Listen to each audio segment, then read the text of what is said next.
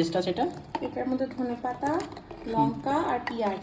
ধনেপাতা, লঙ্কা, পেঁয়াজ রয়েছে। আর এখানে টক দইটাকে ভালো করে ফেটিয়ে নেওয়া হয়েছে। আর এখানে কি রয়েছে এটার মধ্যে? আদা রসুন পেস্ট। এটার মধ্যে রয়েছে আদা রসুন পেস্ট। এই তিনটে কি একসাথে মিক্স হবে নাকি? হ্যাঁ। তাহলে আজকে হচ্ছে আফগানি চিকেন, ঘরের মধ্যে দেখা যাক কীরকম কী হয়।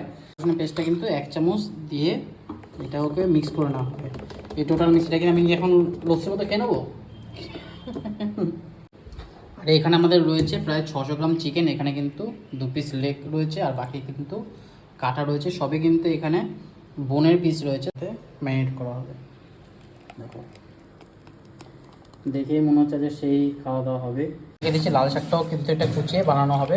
লাল শাক অনেকটা ধুলোবালি থাকে, তো সেই জন্য লাল শাক একটু ভিজিয়ে পরিষ্কার করে নেওয়াই বেটার। কিন্তু সর্ষের তেল ঢেলে নিলাম। এটা সাদা তেল দিলে আরো ভালো হয়। সাদা তেল দিলে? বাট আমার কাছে নেই।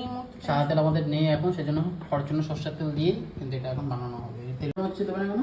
এটা একটু মাখা মাখা অনেকে করে, আমি একটু ঝোল ঝোল করবো বলে একটুখানি জল দিয়েছি এর মধ্যে। ভাত ফ্রাইড রাইস তো না, তাই জন্য ড্রাই খেলে ভালো লাগবে না। হ্যাঁ, এগুলো ছেড়ে দেওয়া হচ্ছে। উপরটা একটু থাকছে, বৃষ্টির মতো হচ্ছে।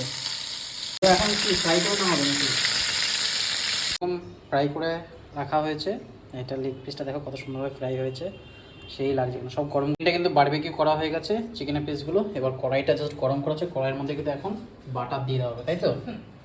বাটার রয়েছে আমাদের, বাটার দিয়ে একদম আফগানি চিকেন আজকে হবে।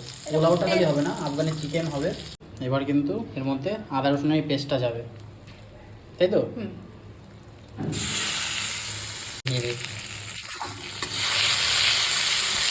এই পেস্টটা এখন কিন্তু এটার মধ্যে দিয়ে দেওয়া হবে।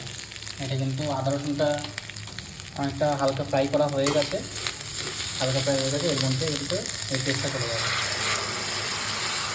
বাহ, চিকেনগুলো দিয়ে দেওয়া হবে। এই চিকেনটাকে চুরি করে খেয়েছে মনে হচ্ছে আর্ধেক।